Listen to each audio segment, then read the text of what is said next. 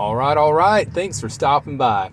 So I'm in courtside. I'm sitting here at the laundromat and I'm killing time waiting on my clothes. And I thought, hey, let's throw up a video because I got something on my mind that's real exciting. The day before yesterday was 90 days nomad.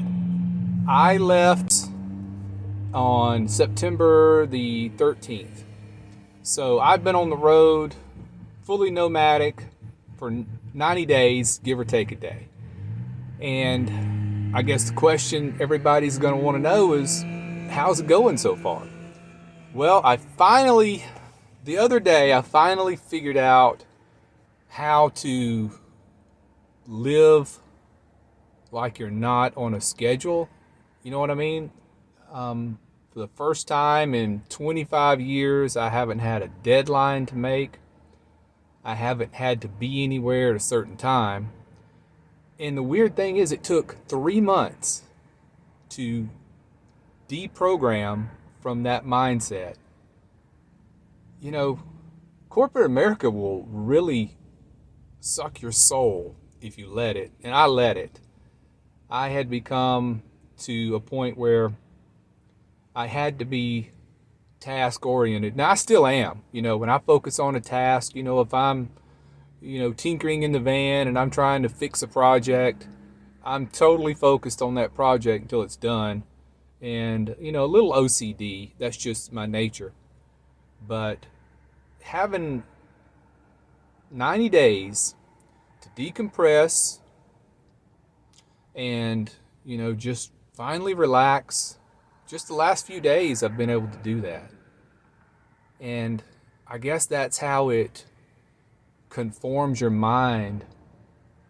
So, if you want to keep your job, let's be honest, you got to be that way, or you're going to be getting fired from every job you got. But 25 years of it take a toll on you. So here's a for instance. Up until a week ago, if I knew laundry day was coming up, I would focus on that a day ahead of time and think about nothing but getting to the laundromat, getting the clothes done, and, getting out of there. And now, we got to do laundry. So we roll up at the laundromat, no hurry. If there's no machines available, I don't care. Just hang around and wait till there's a machine available. I got all day. So that's just for instance to try to explain the mindset that I'm finally getting to. I can finally just say, no hurry.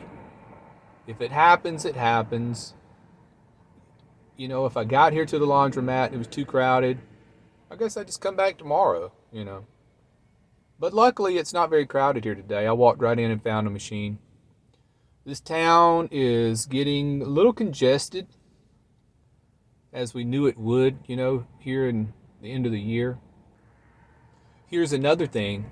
Yesterday I went to a place called Quiet Times. It's a little faxing and printing store. They also let you send all your Amazon packages to them, and they hold them until you can come pick them up. And they only charge you $3 a package. So that's a good deal. It's a lot cheaper than the UPS store.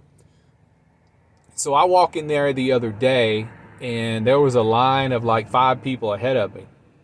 Normally, if that would have happened, I would have started getting anxious and standing there, hawing around, thinking, oh God, this is going to take all day. But you know what? This time I didn't even care. I'm like, I'm on no time frame. I'm on no deadline. I'm on no schedule. For the first time in 25 years. And it takes a while to get out of that mentality. So I told you I would check in and tell you when that happened, and it's finally happening. I'm not saying I'm totally cured yet.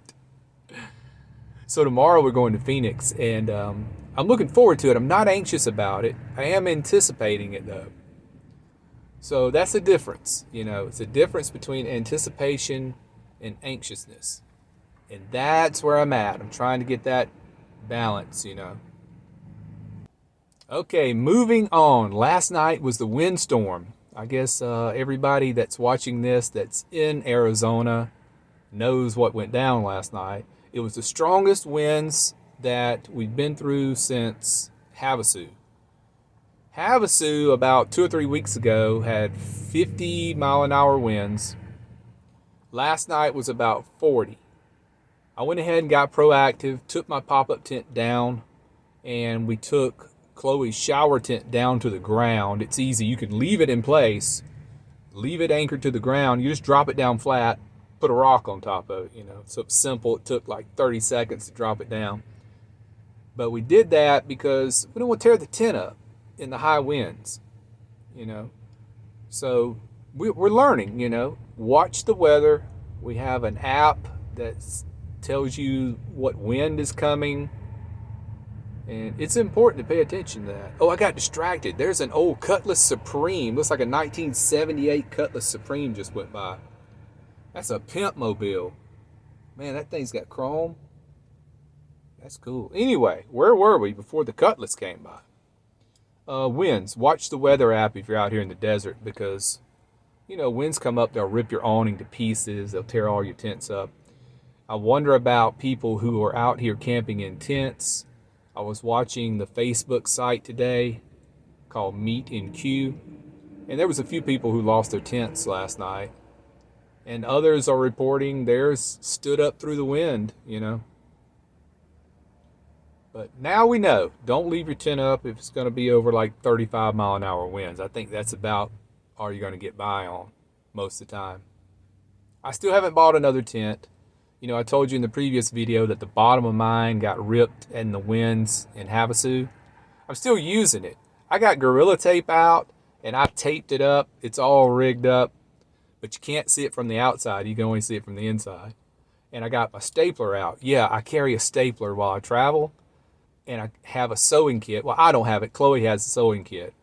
So I stitched it up the best I could. I got the stapler out, stapled it up, and Gorilla Tape. It is rigged up, but it's going to work. I'm going to get through another year with that tent, I think. I hope so. Well, until next time, take care, be well, and smash the bell.